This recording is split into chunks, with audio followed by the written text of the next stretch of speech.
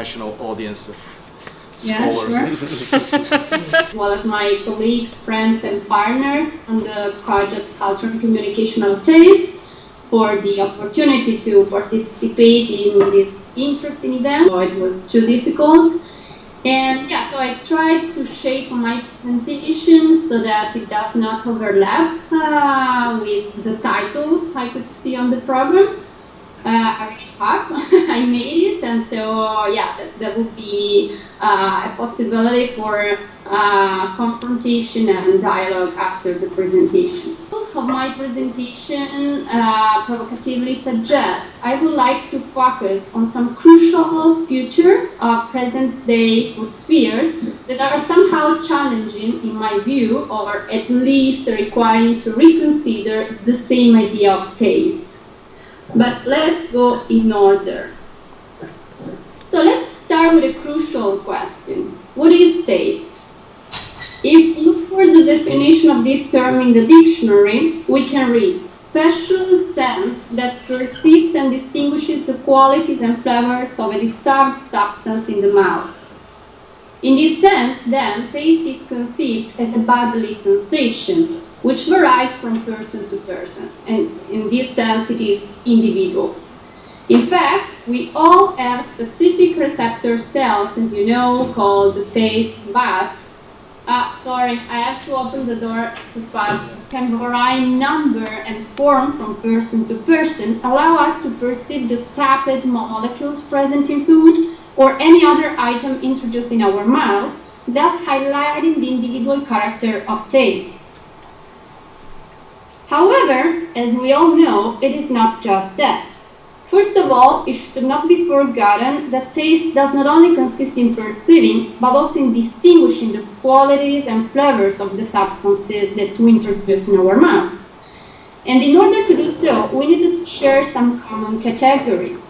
Despite the very vast range of sapid molecules present in food, in fact, we generally use only 5 basic categories, which are, as you know, salty, sweet, bitter, acid, and, as a recent addition, the so-called umami, to distinguish and describe the sensations perceived while tasting specific foods. In ancient times, by contrast, more varied classifications were used.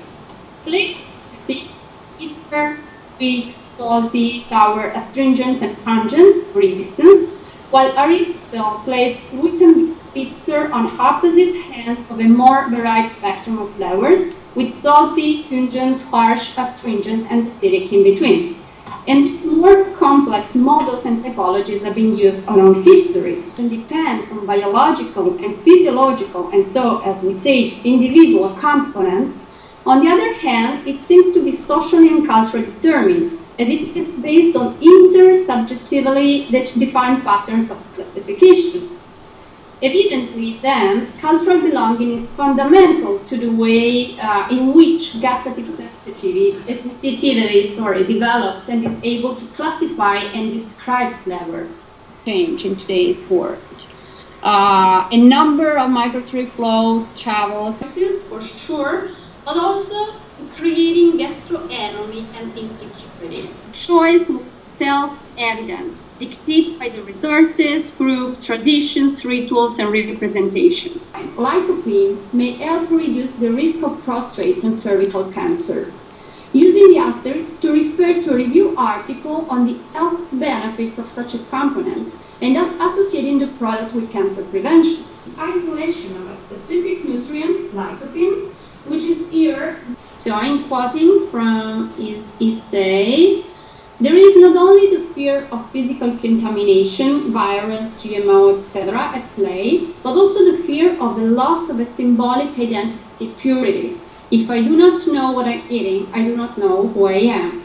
Or ethical, ideological, consider the vegetarian or the no-global activist who boycotts Coca-Cola, McDonald's, etc. Benefits of natural foods, etc. have progressively captured the media agenda, further emphasizing the change in people's taste for food. Today, it is subject to a very different logic. Hovering between science and medicine on the one hand, And the political and socio-cultural dimension, on the other hand, it seems to define our identity mainly in negative terms, through prohibitions and restrictions. So as to say that more than what we eat, that is our taste, is what we do not eat, that is our distaste, that says who we are. Evidently, there have always been taboos in the food realm, and scholars such as Mary Douglas clearly illustrated their importance and significance on culturalness.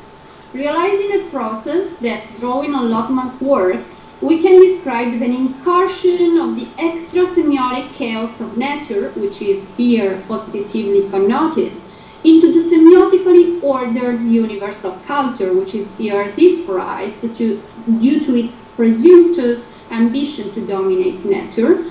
I'm happy to answer and to hear comments, questions, etc. So thank you. Thank you very much. This was absolutely very, actually as if you was here. We perceived your personality very well. Yesterday, and now we had more, let's say, semiotic one. You mentioned in your talk, like, what does it mean to eat well?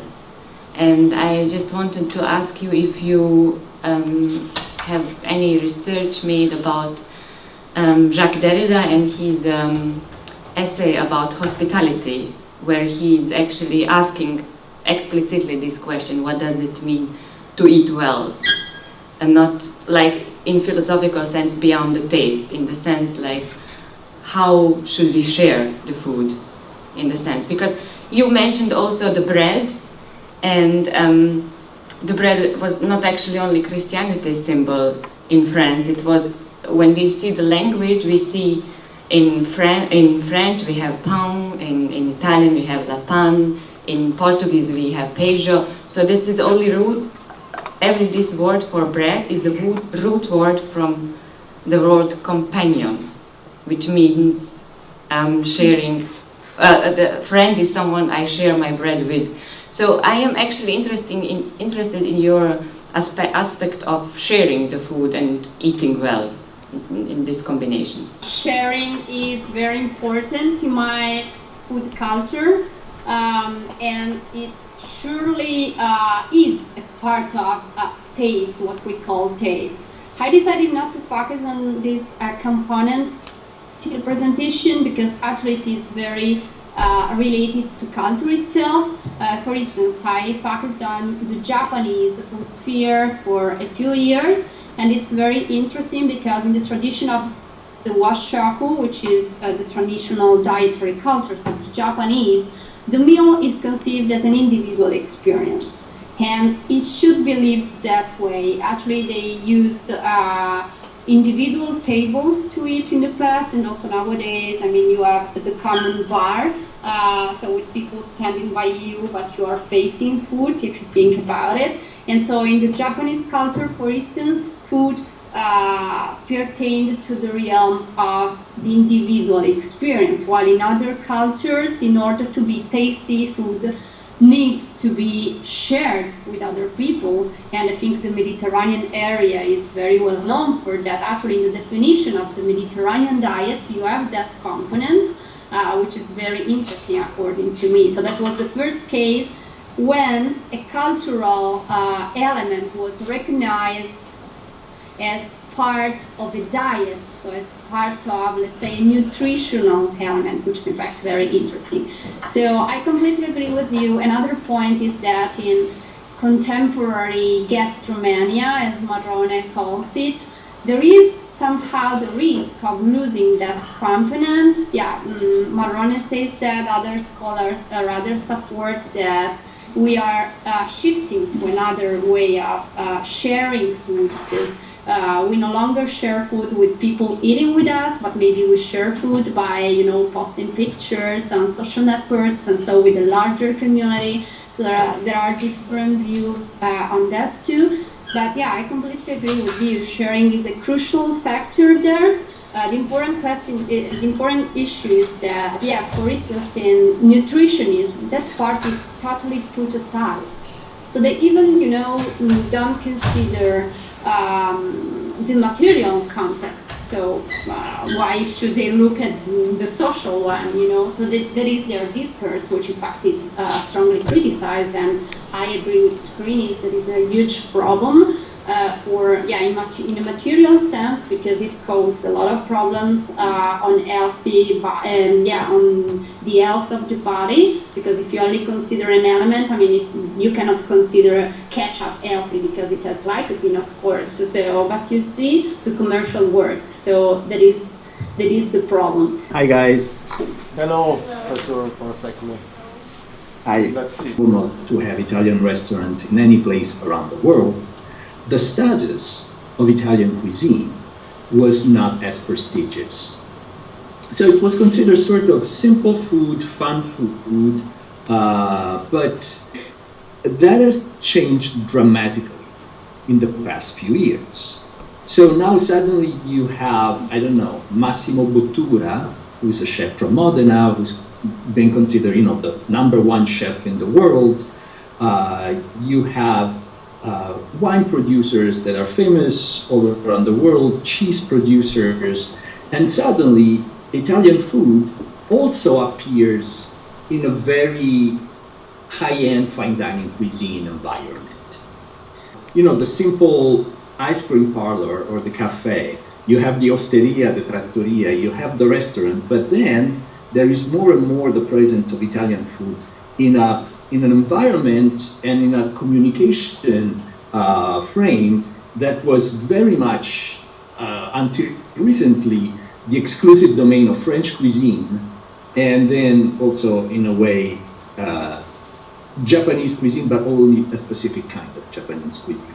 So my question in terms of semiotics is, what sort of communication happens that makes sense globally?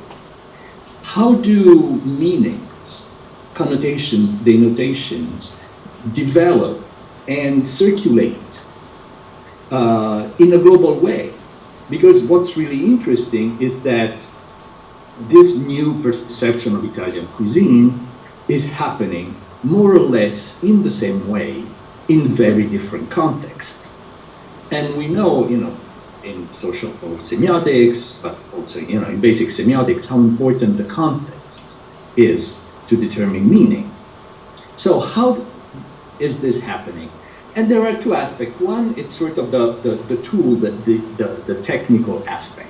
Of course, now a global circulation of visual elements, of discursive elements, but also of practices.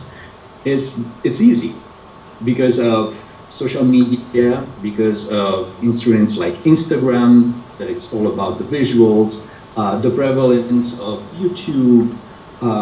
So it's very easy for certain elements to be absorbed into this global circulation of meaning and signs. There are both visual and discursive, but also very much material. I think when I work on food, that's what I like. We're not talking just about words and images. We're thinking about things that we can ingest, things that we touch, things that smell. That's quite new, also facilitated by the cheapness of travel.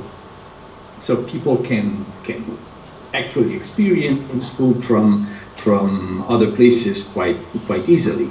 But so in this context, dominated by these new technologies, these new exchanges, globalization, and also the desire for a certain cosmopolitanism, I'm seeing it very much, for instance, in Poland. Right after the fall of the socialist regime, everybody wanted to eat foreign food. They wanted to ingest the world as a way to express their openness to the world. And Italian cuisine was at the forefront of that phenomenon. So risotto and pizza became very common food in Poland. Everybody knows what they are. But also there, in recent years, I've seen, you know, Italian food in Poland is creeping up. So you have this aspect of globalization, technology, travel. But then I would also like to reflect a little bit on which values and which elements of Italian cuisine makes it so popular. And I've written about that. Recently I published an article in a book called Italians and Food about this topic. And I think that there are a few values that are particularly central.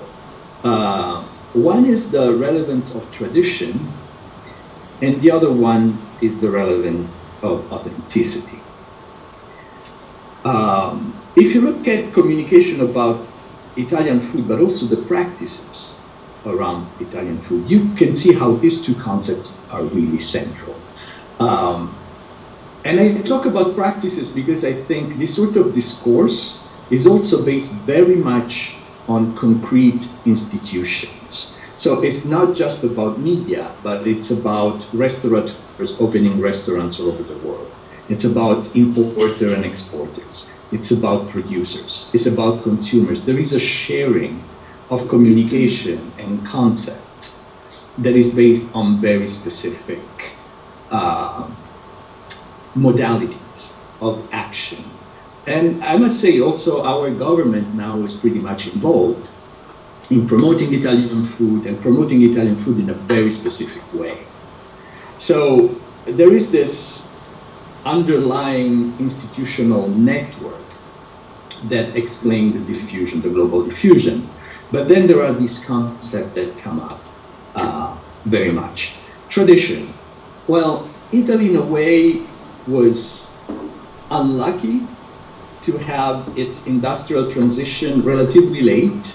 The Italian transformation, economic transformation started more or less in '58. So pretty late compared to other European countries. But precisely because of that, much of the productive structure, food traditions were still there.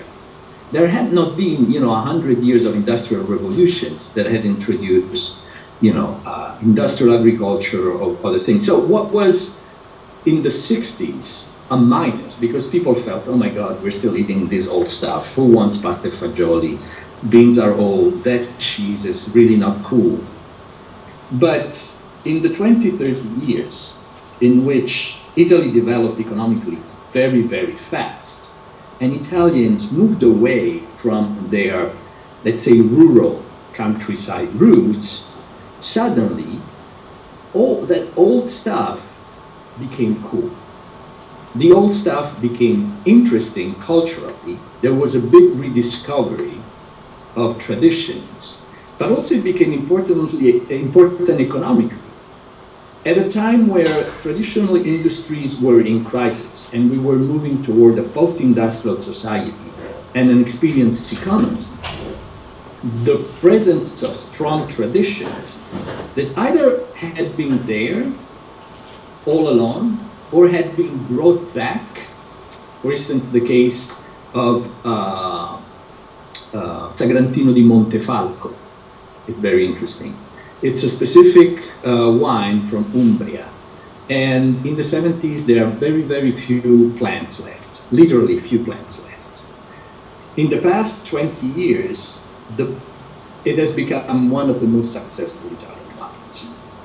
So in this case, the tradition was very surviving and came back. In other cases, the tradition has continued, of course, transforming itself over time. I don't know, think about buffalo mozzarella or pizza or stuff like that. And then there are cases of invented tradition, which I think are also very interesting, and which is what the food industry is trying to do now. Come up with new products, but wrapping them into this aura of tradition. So I think this is one of the central concepts that has allowed Italian food to become successful, because tradition responds precisely to the lack of rootedness that also Simona was mentioning. So we feel that basically we're going all over the place. There is gastronomia, there are normal rules. Tradition is something that gives us a sense of security, in a way. This is the way things work, and they need to be appreciated as they are. And I think this is particularly important at a time of very intense, very fast globalization. The other concept, authenticity, I think also responds to these same needs. Now, for me, as I always tell my students, I don't care what food is authentic. I don't think authenticity is something that can be found in food. Authenticity is a discursive construction. So it really changes who's authentic for whom. I mean, my grandmother's soup is authentic for me. My next door neighbor maybe thinks it's bullshit, right? Because it's different from what her grandmother used to make.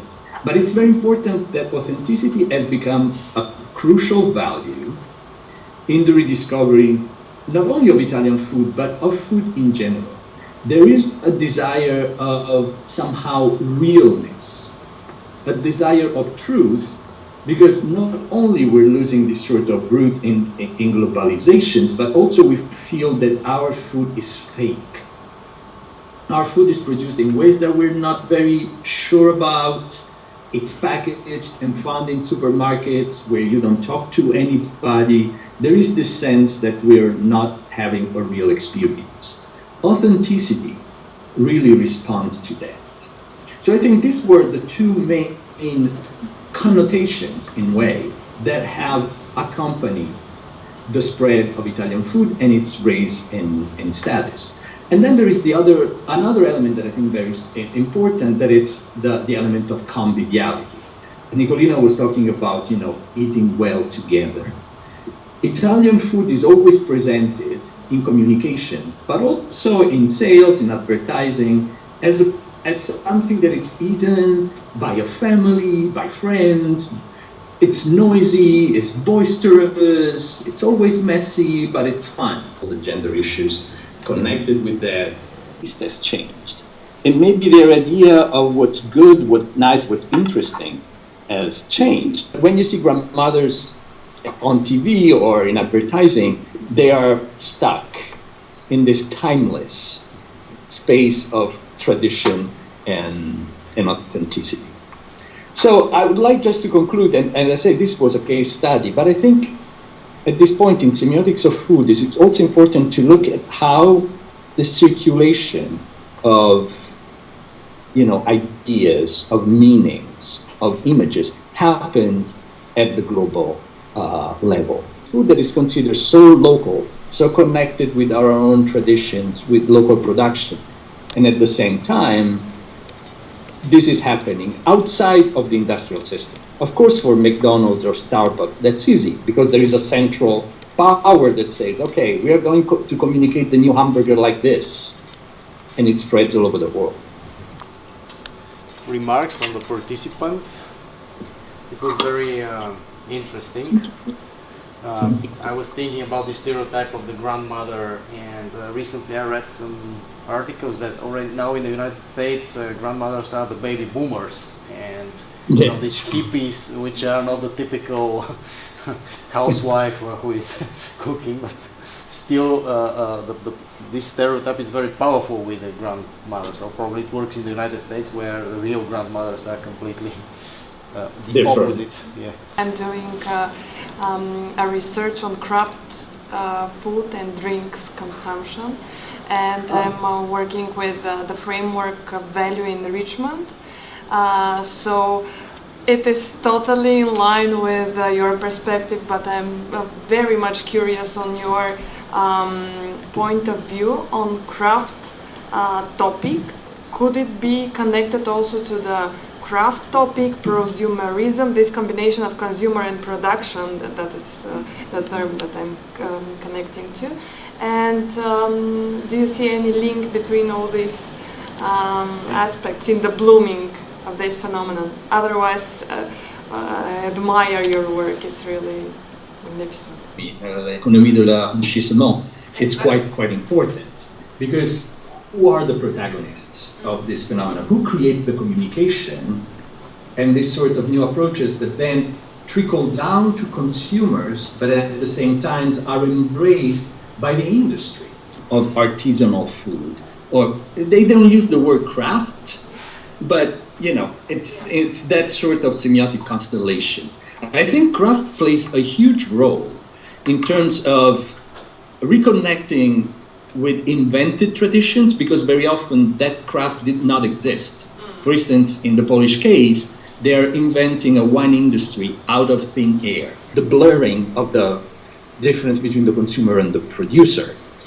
But also, if you think about the communication, now when we as consumers go to a restaurant and post on Instagram, we are producers of communications. We are called to co-produce, and the restaurant owners or the brewers know that.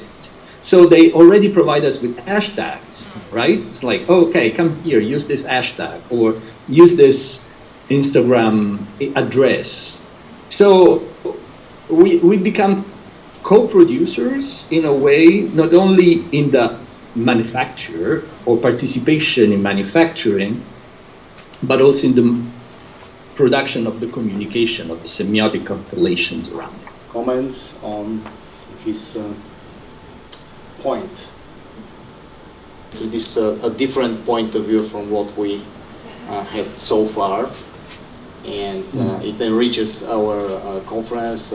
Simona is inside the project, so she's more or less acquainted, and she follows the manual that we are producing.